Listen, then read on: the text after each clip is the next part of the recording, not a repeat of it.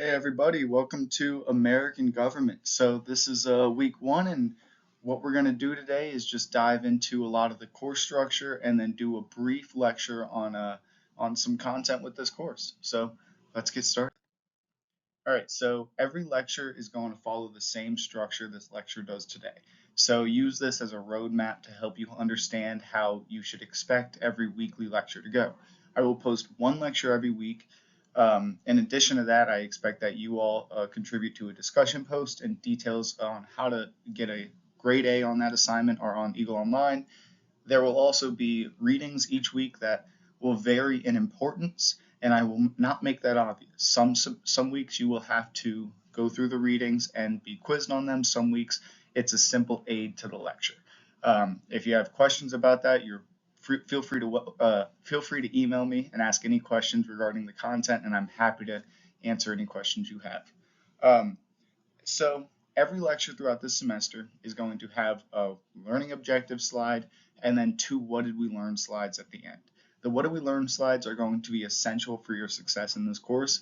I really strongly recommend that you review those after every week. They're going to have everything you need to know at the end of each week within the format of a question and the format of an answer. So please make sure you go through those.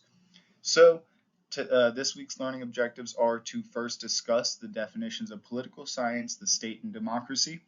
We're then going to look at, of course, the expectations of this course. And then we're going to dive into some of the content. We're going to look at some early American history by understanding some of the themes that are occurring early on as we're debating our Constitution and even the system that was present before our Constitution that a lot of us do not have as much knowledge about as we should have. So let's get going. Okay, so course overview, generally speaking, this is how your grades are going to be distributed. So we're going to have discussion posts every week. We're going to have 7 total discussion posts, and you have to contribute to them every single week.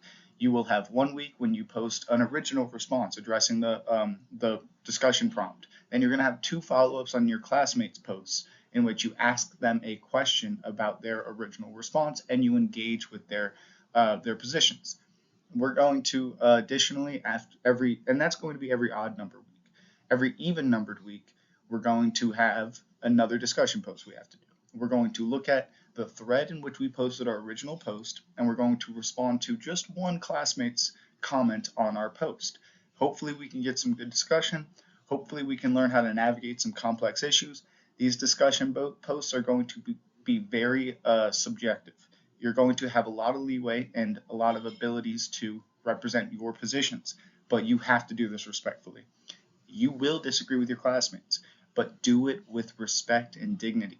Acknowledge that they have a valid foundation to their beliefs, and they are most likely using different definitions than you rely on when you talk about political science. We'll go into that later on. So please be delicate during our discussion posts while also defending yourself and your position. Additionally, we're going to have some quizzes. We're going to have 4 quizzes throughout the semester. The lowest grade will be dropped, so calming point. Quizzes are going to be 20% of your grade, and they're going to be about 15 to 20 questions every week, and they're going to be about half multiple choice, half written response. Easier than you'd imagine. Once you've taken your quizzes, I will wait until the end of the week so I've had all the quizzes submitted to make the answers accessible for you. But then I want you to go back and look at the answers you got right and wrong and use this as a study tool because the quiz questions will be on your final. Hint, hint. Additionally, we're going to have a midterm. In the past, I let people vote on whether they would rather have an exam or an essay. I'm caving in this semester. We're just doing the essay for your midterm. So you will also have a final essay, a term paper. Your midterm is going to be the first page of your term paper. I'm helping you out with this. I'm asking that you all write the best introduction you could ever imagine. I have a guide on Eagle Online on how to write a good introduction, how to write a good essay, and I will be accessible via email, phone, whatever you prefer, the entire semester. So please reach out to me so I can help you with your paper. But the midterm is going to be, as I said, 1 page of your final term paper. The first page, your introduction, and there will be more details on that to come later on, but that'll be due week 8, and I think it is a very important assignment to take seriously, because I will give you comments back that should help you, and if you give me a good introduction, it should really help guide your paper from there on out. So additionally, we're going to have class assignments. We're going to have about 4 of these. Every week you should expect to have either a quiz or a class assignment. There will be 1 or 2. I will never have them both on the same week, but you will always have at least one of those to do every week, excluding, I think, 2 or 3 weeks scattered throughout the semester in which you get yourself a little break and you just have the lectures, readings, and discussions. And finally, a final essay and a final exam. The final essay, like I said, it's going to be 4 to 5 pages. The first page you're going to write as your midterm, and you'll get comments back, so that'll be a good, beautiful introduction and start of your paper. And then we're going to have a final exam, which will cover everything we've covered in the entire course. It'll be cumulative. You're going to have almost every quiz question on there, plus about 20 more questions from the last few lectures we give. So please reach out if you have any questions about any of this. I'm happy to help. It's important that we go through this a little bit so you have a clear understanding of what's expected of you. So let's talk about political science at large. A lot of you, this is going to be your first political science course. You're looking at this as just a filler for your gen eds, but I want to open your minds to maybe looking into this a little bit more. So very briefly, political science is the study of government systems, the people that run them, and the people that govern them.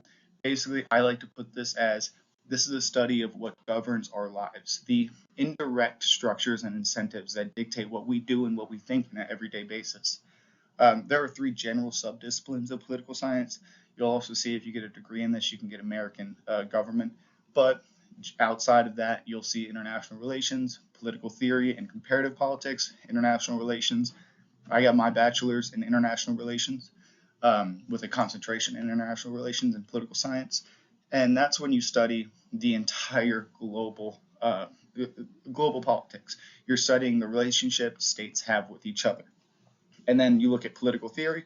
This is where you dive into the Plato, the concepts, the deep readings, the intellectual thought, the philosophy, and the psychology that backs up political science.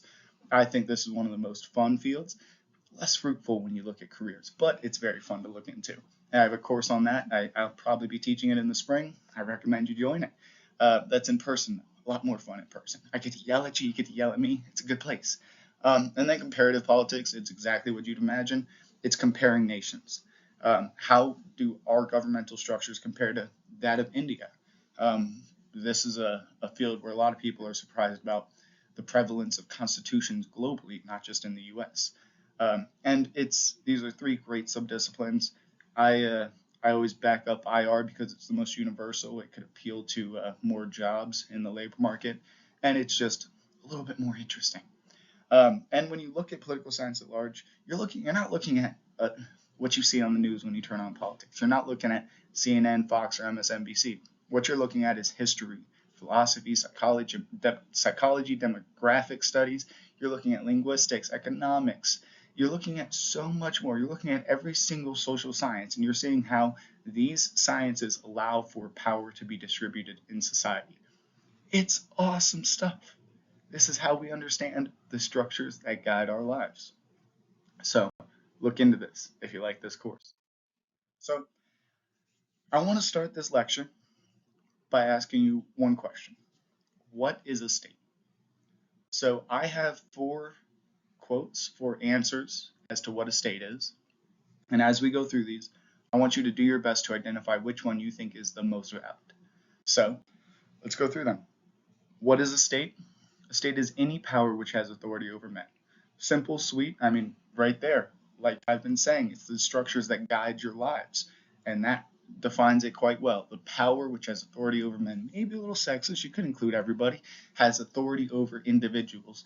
When it comes to the writings of history, you'll see a lot of reference to men instead of humans. And that's a transition we made in the last couple of years. Some of you won't care at all. Some of you will think that's the most beautiful transition we made. It's a good thing. Additionally, we'll see a definition: a human community that successfully claims the monopoly of the legitimate use of physical force within a given territory. A little bit more complex than simple authority over men. But let's break this down. Human community, you can't be a bunch of ants. That anthill is not a state that successfully claims a monopoly of the legitimate use of physical force. So that's a lot. That's a mouthful. Monopoly of physical force. All right, so think of it this way. The Wild West, under this definition, wouldn't be a state because if you had a problem, you're going out, you're doing a duel in the streets. That's a use of physical force. And if anybody can go into a duel, the state doesn't have a monopoly of legitimate use of physical force.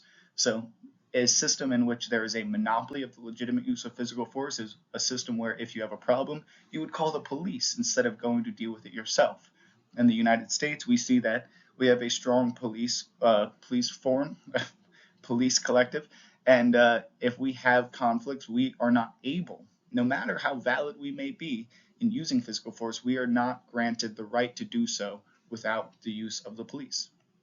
And within a given territory, you have to be united within a single geographical area. You can't have a state if you're distributed globally. One reason why ISIS is not a state, because they are distributed throughout many nations. And we see that with many, many collectives. There are many collectives that unify, have in some sense a legitimate monopoly of the legitimate use of physical force, but are not in a geographically defined area, so they would not classify as a state. So that definition, very scientific almost. We see those three requirements. You got to be people, you got to be in a given geographic territory, and you got to have the monopoly of the legitimate use of physical force.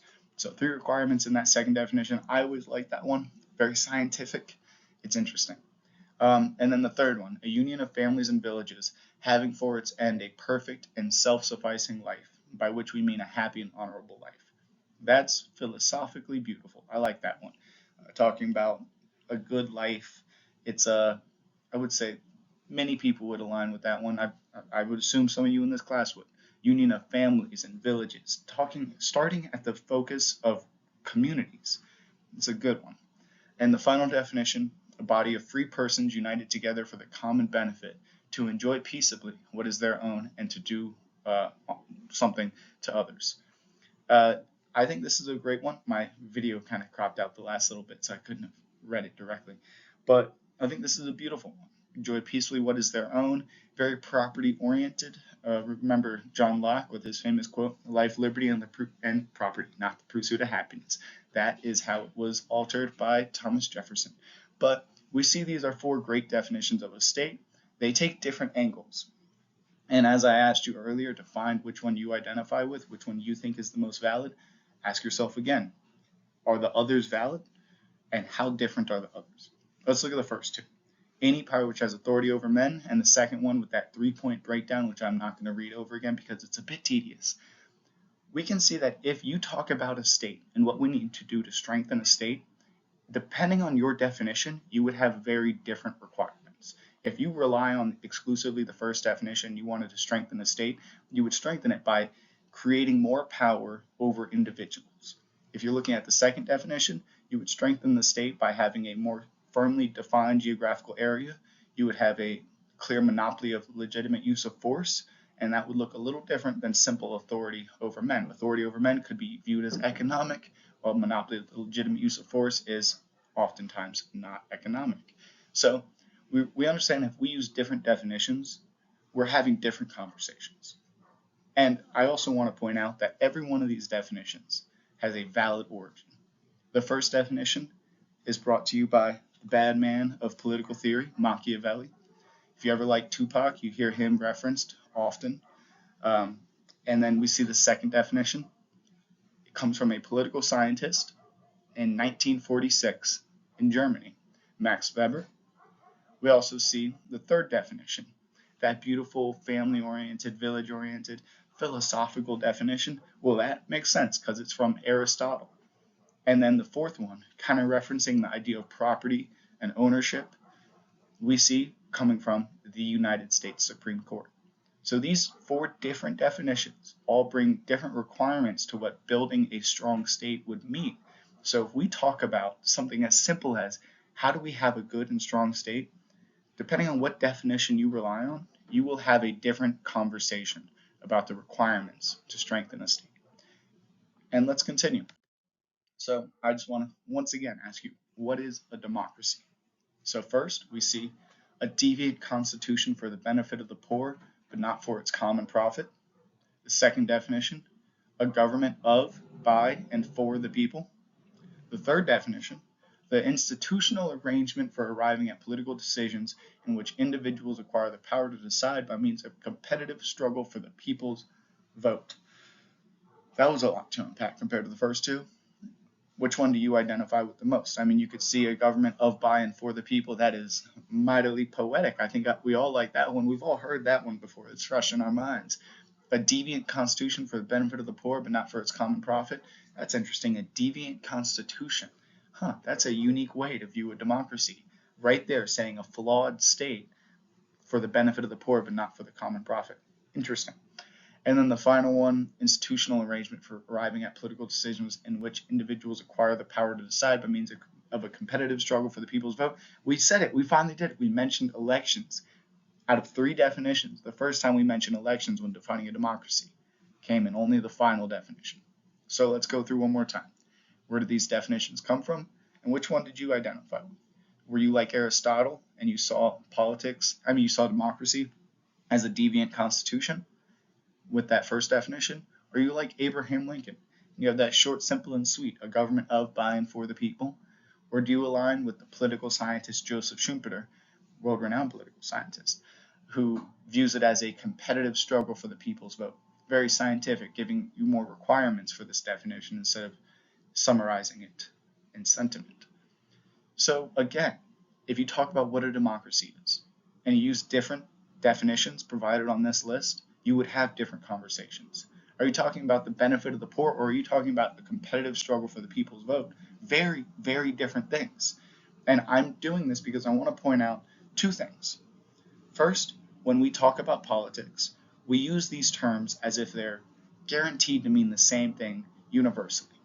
But in reality, they mean very different things to each person. And a lot of the conflict that comes with politics comes from a lack of understanding each other's foundational definitions. And instead of tailoring our interactions to those foundational definitions, we tailor them towards generalized sentiments, which often create division and frustration when debating such complex concepts that govern our lives. So when you talk about politics, you could be a better citizen by simply helping explain what definitions you utilize and trying to understand the definitions that opposing partisans rely on. And additionally, the second point of why I go through this is that this could help you see the way you see politics. Are you a philosopher like Aristotle, seeing it as a conflict between classes? Are you more poetic, like our Abraham Lincoln, that just sees this as a generalized sentiment? Or are you a political scientist in nature and you want to have a mathematical breakdown of these simple societal trends, these societal structures? I myself really align with the Max Weber and the Joseph Schumpeter definitions. But of course, that's because I've done nothing but try and become a political scientist my whole life. So it helped these two slides helped reveal how I view politics, and I hope it helped some of you. Do you have a judicial perspective and you really like the definition provided by the Supreme Court? Well, this could help see what week might be most interesting to you. If you liked the Aristotle definition, the Abraham Lincoln definition of the democracy, then you might be very excited for week 4 when we're covering ideology and philosophies of the U.S. If you weren't a big fan of that and you liked the third definition, or the Supreme Court definition for what a state is, then you should be excited for the judicial lectures. Whatever it is, keep this in mind as we go on through this course, and remember the importance of understanding definitions, especially when it comes to our discussions. So let's do a dive into our actual government. So let's talk about the U.S. democracy. Let's talk about what a direct democracy is. A direct democracy is the people governing the state directly by the state holding a vote before performing any action. Now this, in contrast, stands against a representative democracy, in which citizens have the right to elect representatives to govern the state. It is important to understand that we do not live in a direct democracy. We live in a representative democracy. We elect individuals who fight for the suffrage, fight for the vote, and then once they gain the vote, they have the power to make decisions. and we'll go in detail later on whether those decisions are made under the basis of virtual or actual representation, a concept I cover in my political theory course, but I'll tie into this at some point, probably in the legislative branch lectures. So it is important to remember that the U.S. is a representative democracy because we elect representatives to govern for us. We do not govern on a daily basis. So let's rewind a bit. This is where we're going to start the beginning of our lecture on the American Revolution and how that created the Constitution and the system of government that we have today. So just a quick rewind into high school history. We want to remember why the revolution even happened. Remember, we were a British colony, and there were two sides with two very different incentives. There were incentives for the colonists to hold a revolution against the British Empire, and these incentives were that we had excessive taxes on tea, the Stamp Act taxing nearly every dimension of our lives, in which all our tax money was going overseas. We also see there were some events at the time, the Boston Massacre, in which multiple people were killed after throwing rocks at British soldiers, and they shot back into the crowd. We have all heard of this story. We're not going to dive into detail on some of these aspects of early American history. And we also know the classic tagline, no taxation without representation. We were not representing and electing our own citizens for any governmental body, and instead we were subservient to the British Empire. Now, why was the British Empire dealing with all of our attempts at coups, all of our conflict, all of our persistence and our dumping of tea into the harbor for so long? Why did they want to have us as a colony? Well, the British Empire immensely benefited from the monopolization of trade. We had new raw materials that were obtained in the Americas, and they had the only claim to those materials. They could trade them into Britain and then export them throughout the rest of the globe at very high costs because they were rare materials. So economically, the British Empire had the potential to substantially benefit from having the U.S. colonies. We see over the time the cost to maintain the colonies really skyrocketed, and they failed to benefit economically. But let's continue on. Just want to really quickly cover some of the incentive structures that were present at the time. So we also see that we implemented a system of government in reaction to this. Remember, we had our Revolution, Declaration of Independence written by Thomas Jefferson. We're going to brush past that because you know it so well. And that's where we have the famous quote, "Life, liberty, and the pursuit of happiness." We have some famous scenes of Thomas Jefferson drafting a declaration for all free persons, while Benjamin Franklin and John Adams stood by his side, critiquing him with every small word he chose. There's one documentary show that I really recommend watching just to help make this story more engaging and interesting. John Adams on HBO. Good show. Great stuff. You should check it out. I'm gonna probably rewatch it this week. So we have the Declaration of Independence. It has been written, and we have now the right to form our own state. We are creating the U.S. government, but we did not implement the Constitution right away. Instead, we created what was referred to as the Articles of Confederation.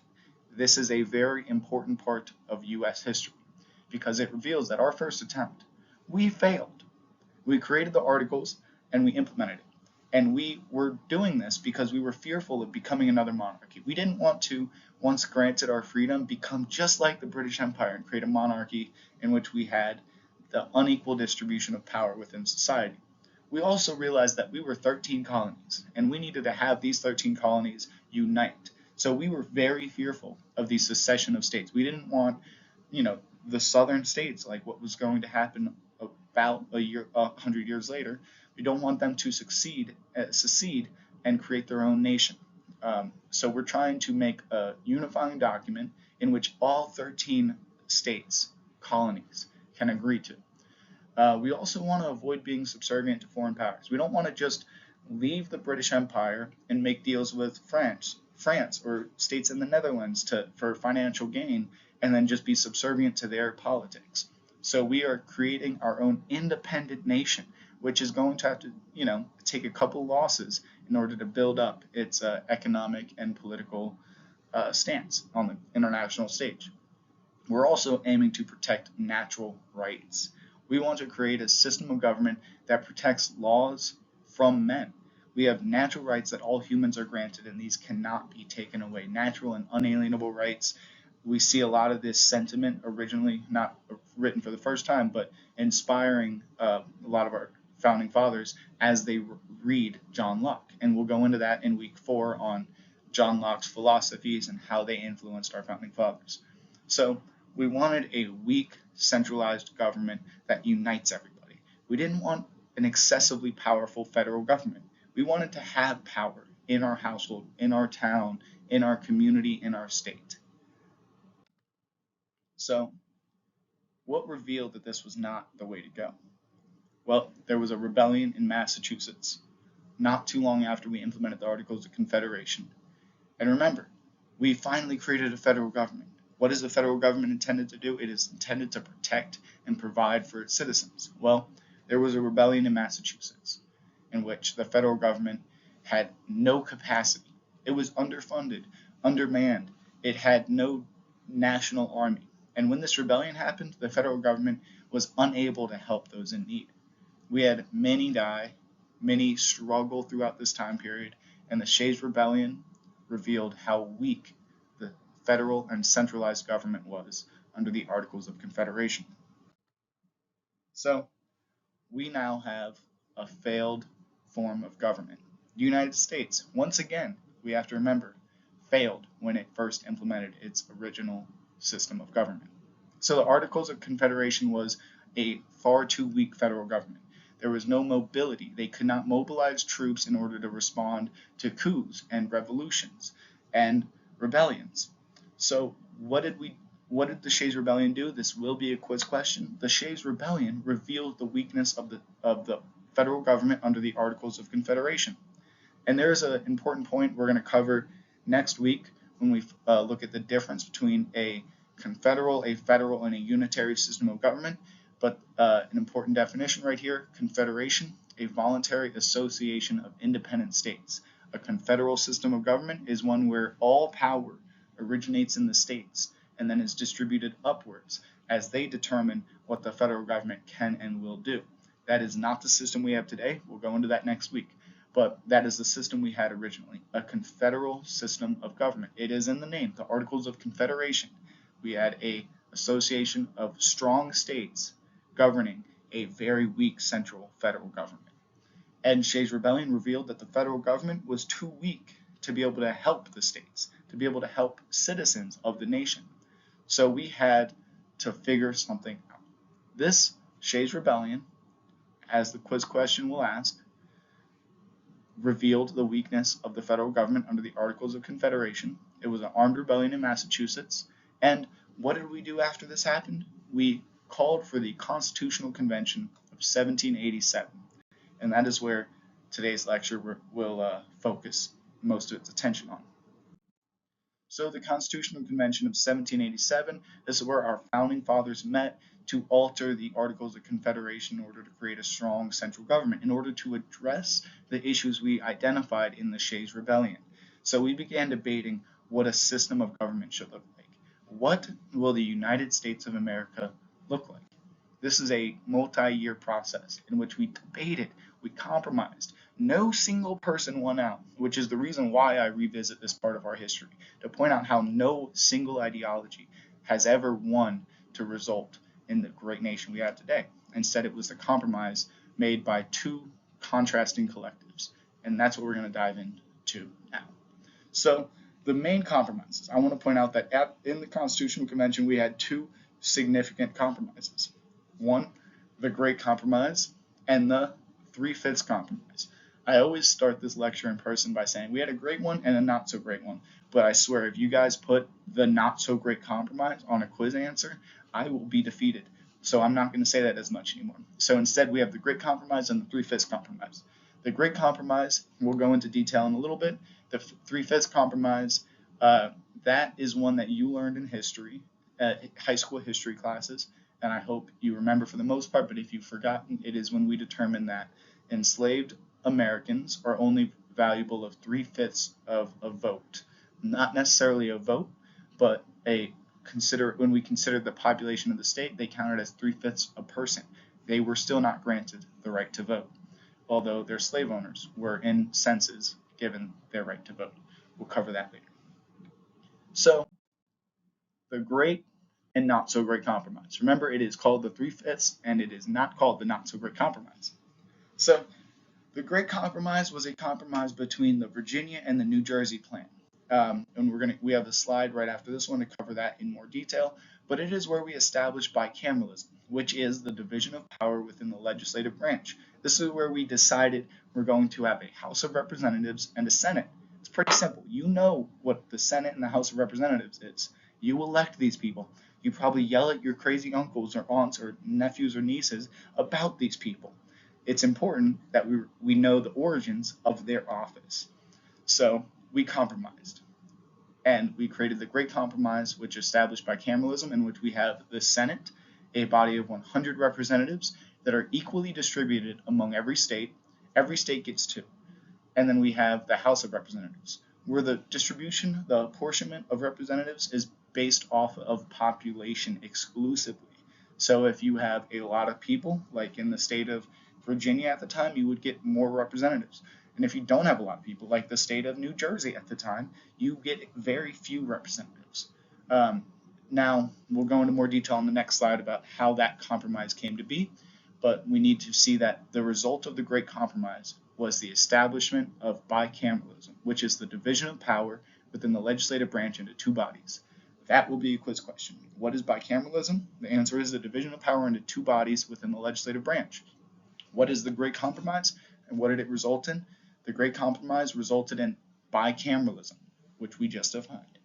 And we'll go into a little bit more detail on the next slide on what exactly the Great Compromise was. And in addition to that, we had the 3/5 Compromise.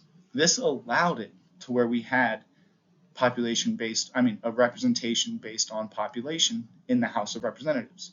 This was a compromise made to appeal to the interests of southern states. Southern states had a predominantly slave population when you look at their general makeup. So they wanted that population to count when considering the power of each state's, the apportionment of each state's representatives in the House of Representatives. So the 3/5 Compromise read as which shall be determined by adding to the whole number of free persons, including those bound to service for a term of years, and excluding Indians not taxed, 3/5 of all other persons. So including those bound to service for a term of years, and excluding Indians not taxed, 3/5 of all other persons, 3/5 of all enslaved peoples, excluding Indians that are not being taxed, and including those in indentured servitude. And we also see a part of these compromises is that the Bill of Rights, for one, was not ratified with our Constitution, but years later to appeal to the interests of the southern states, which were fearful that the centralized government would be too powerful and would override their autonomy. So let's dive into the Great Compromise in more detail. So the Great Compromise came from 2 vastly different approaches. We had the Virginia plan and the New Jersey plan. I really love these because I'm from Virginia, my family's from New Jersey, so it's easy for me to remember. Sorry about y'all. You're not going to have that little gem. But the Virginia plan, let's look at this one first. This was proposed at the Constitutional Convention of 1787, and James Madison, who we've all heard of, he came up with this plan and he said we need 2 bodies within the legislative branch. Now, these bodies were a little different than what we have today. He did not necessarily call for the House and the Senate. Instead, he called for one with members elected by the people for 3-year terms. We do not have a system of government with 3-year terms. And the other, the second body, which he proposed, would be of older leaders elected by the state legislature, not by the people, but by the state's representatives for 7-year terms. In this, we don't have any system with 7-year terms either. And we're going to look into that detail a little bit more later. And in Madison's original proposal, both of these bodies would be based on population. The apportionment in both of these bodies would be based on population. So Virginia, for example, would get far more power in this system of government because they had far more people at the time than a state like New Jersey. So we saw under James Madison's proposal, big states, what would you would think of today as New York, California, Florida, the big populated states would overwhelm the political system, and we would have excessive control in these metropolitan areas. In addition to that, he wanted we see that he wanted representation based on population in both of the bodies. He proposed, in addition to that, 3 branches of government with checks and balances, which we have adopted. We have our 3 branches of government and checks and balances foundationally because of James Madison's Virginia plan. And we look at the opposite side of this. We saw the New Jersey plan, which was proposed at the same time at the same constitutional convention. Both of these were struck down, and when we see the New Jersey plan, we see it was written by William Paterson. A lot of you might not be familiar with that name. I've heard it a couple times growing up out east because it's one of our big colleges. And when you live out east, you realize that almost every one of the big colleges was named after one of these guys. So William Paterson, coming from New Jersey, had an idea for a single governing body in Congress. One collective, just Congress at large. And everybody in this office would be given power equally. Every state would get a certain amount of congressmen. Now, this is not how it operates, although this is how our current Senate operates. So we see that when we came to the Great Compromise, which established bicameralism, we gave half of the plan to Paterson and half the plan to Madison. So the one half that Paterson won out on was that we have the Senate, a governing body of 100 representatives. They're elected on 6-year terms, and we get 2 for every single state. He also had subparts to his plan in which he called for the implementation of a Supreme Court and a federal agency to tax trade. Both of these actually did win out. We see the Supreme Court included in our Constitution at the Constitutional Convention of 1787. So we see that we had 2 vastly different plans for how society should be governed. And what happened? Neither of them won out. What we did instead is we merged them to create a great compromise, what is referred to as the Great Compromise. We established bicameralism. James Madison got what he wanted because the House of Representatives was based off of population, as we now have 435 representatives. They weren't on 3-year terms, but instead 2. And then we also see the Senate, in which we have what Paterson wanted, and we have equal distribution of power. Every state gets 2 representatives within the Senate, and they are governing for 6-year terms, almost like Madison's original 7. Now, what are the takeaways we need to have from these slides?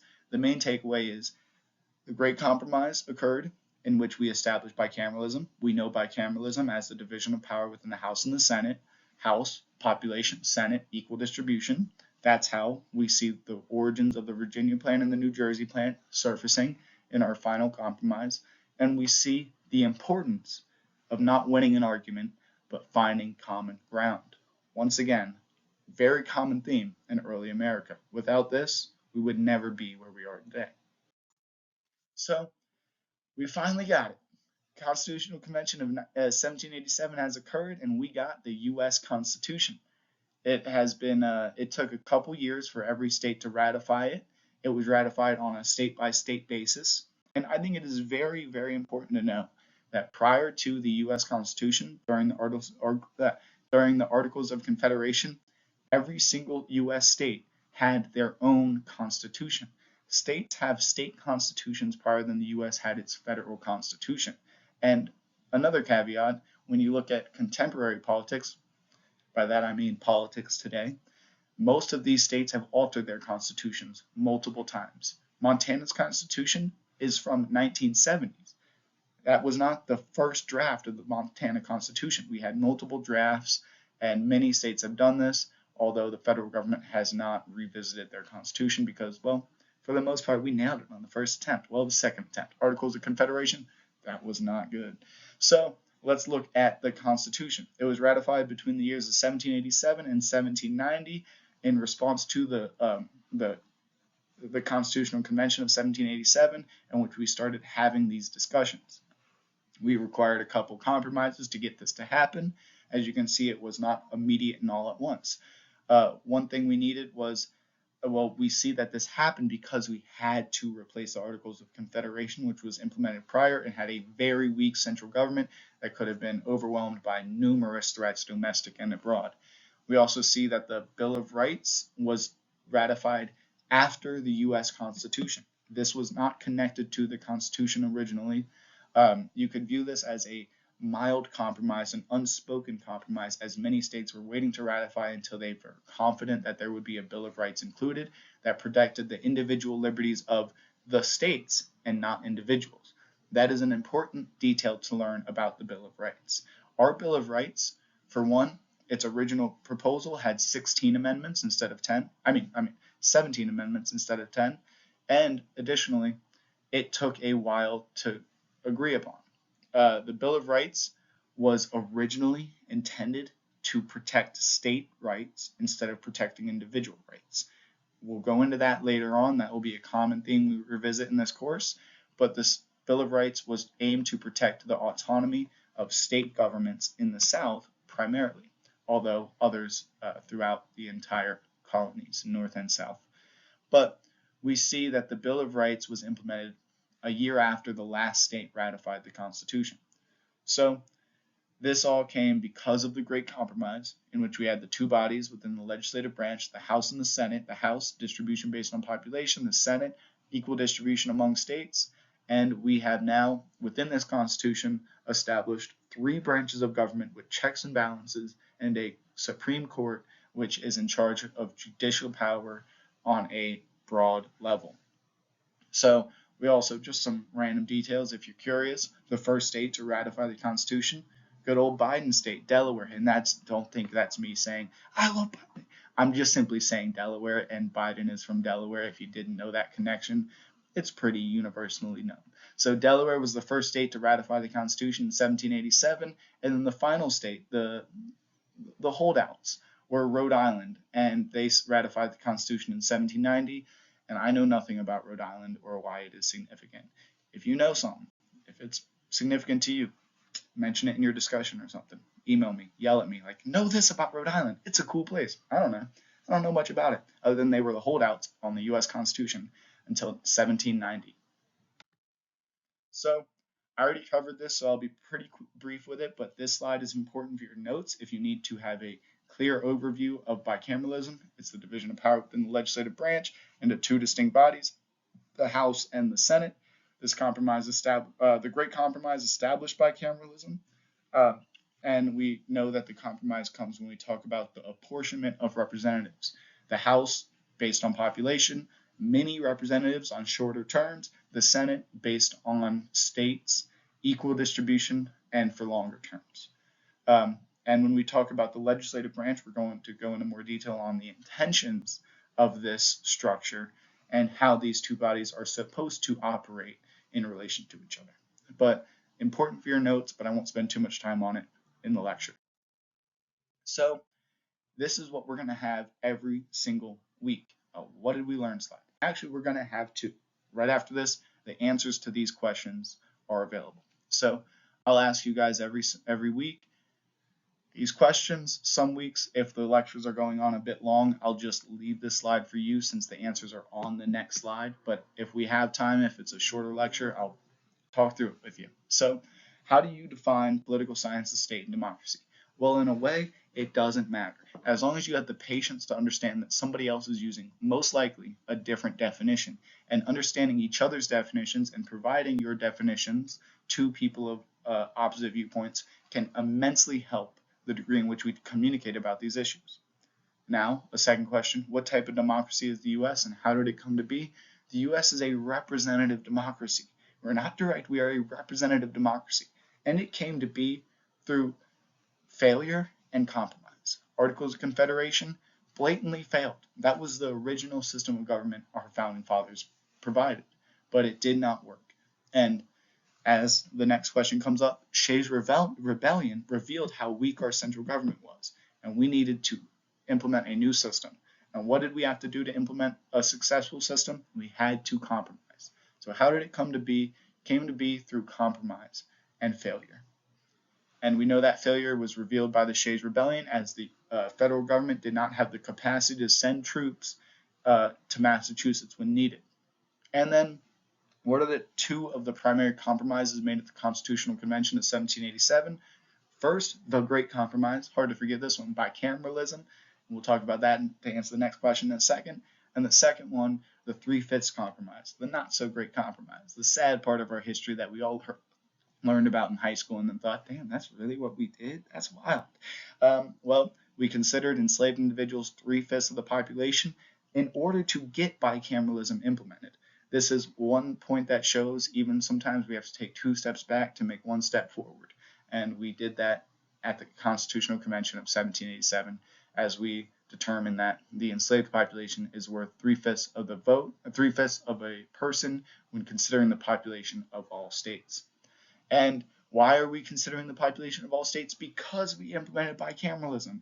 We compromised between New Jersey and Virginia and bicameralism. Oh, the more I say it, the worse I say it.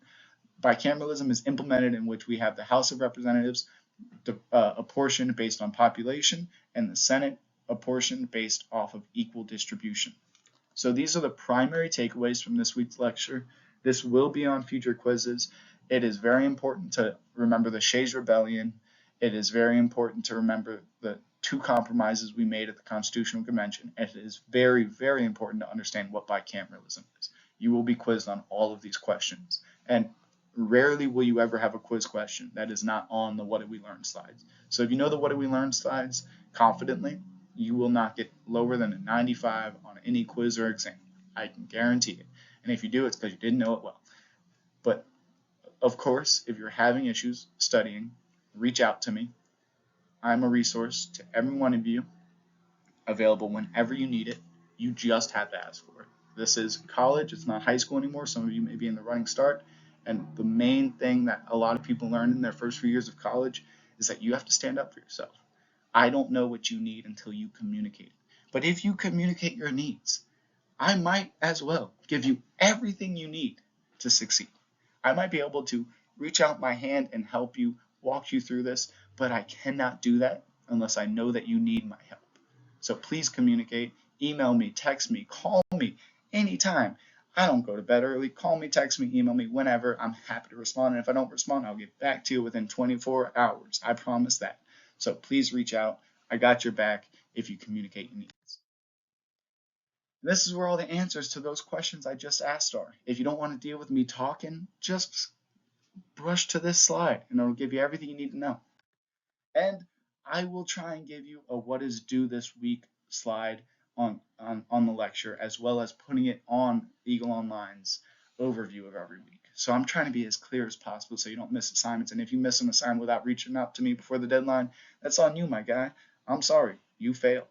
But if you reach out to me prior to the deadline, I can work with you. I can maybe sometimes push back a deadline. If you reach out before the deadline, I can do that.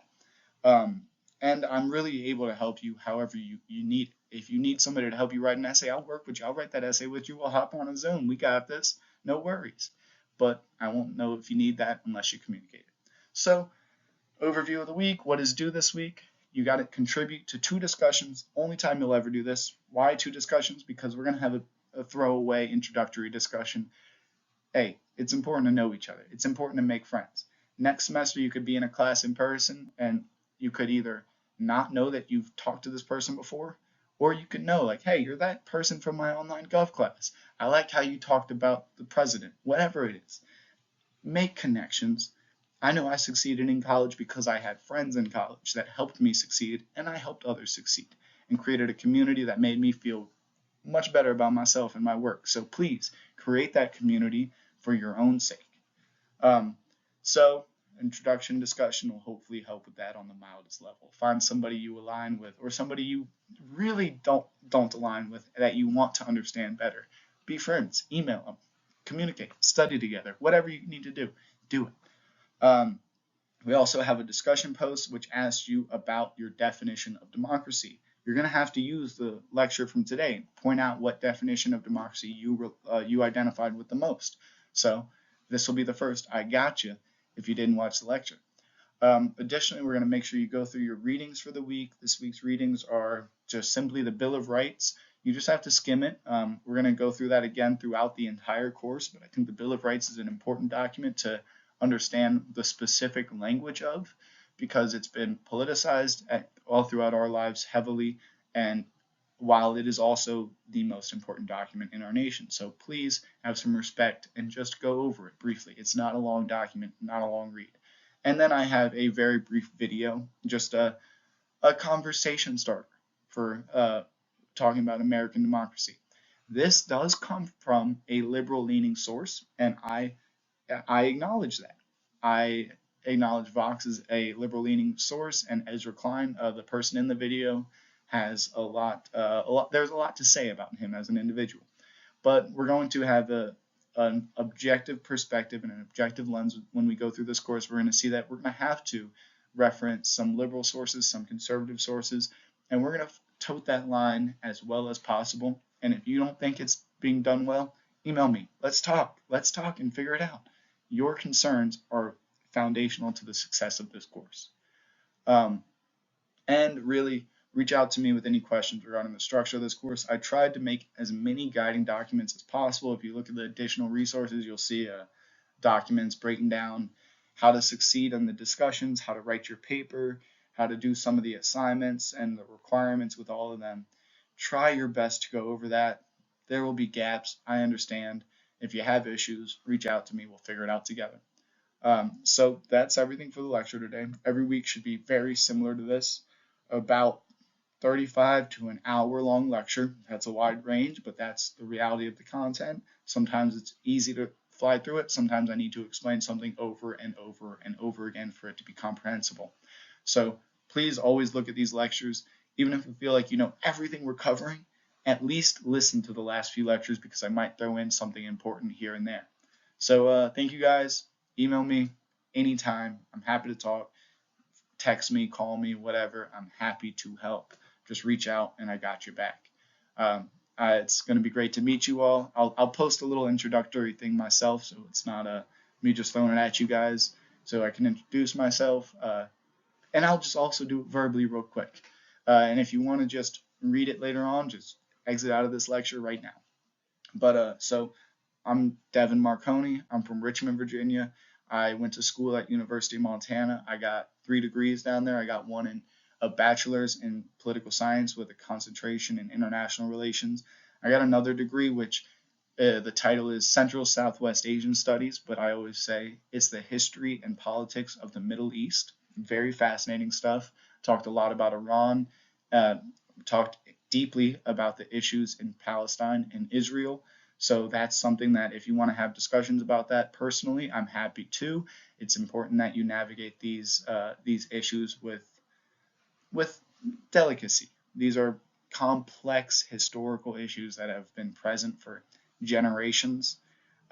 Let's talk about them. Happy to do it, but that is a reality with this. Additionally, I got a master's in political science, and this is where I brought my attention back towards the U.S. I focused on American government in my master's. My thesis, which I spent about 2 years writing, covers how markets influence us to be more divisive or less divisive.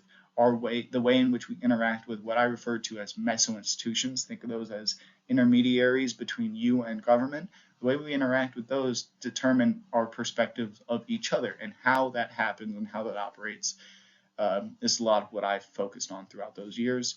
And it's a fascinating topic. That's why we're going to talk about polarization a good amount in this class, because, well, in college, I was always the polarization guy. I was always tying it back to why we hate each other, because I'm just fascinated by that concept. And that's why we have such a focus on compromise in this course, and realizing and identifying how essential it was to American success.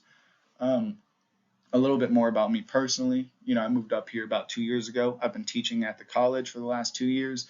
I have absolutely loved it here. This is my 6th or 7th time teaching this course, so I'm really catching the groove of it, but I'm also still learning. So if there are things that you catch me on, email me, however you point it out in discussions, whatever it is, I want you to call me out so I can improve, just like I'll call you out when you're wrong so you can improve.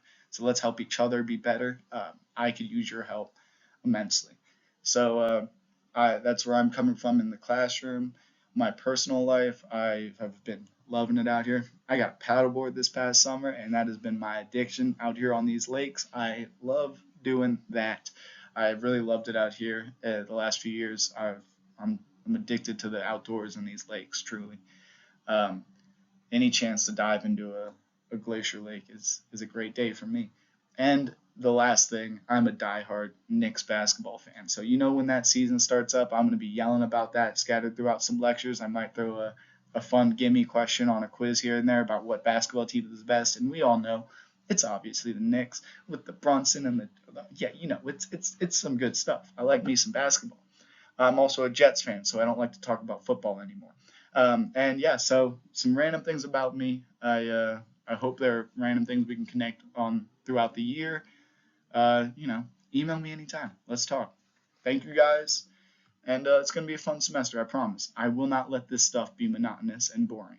It's gonna be engaging and fun, exciting. This is what governs our lives. Let's learn about this stuff. Thank you all.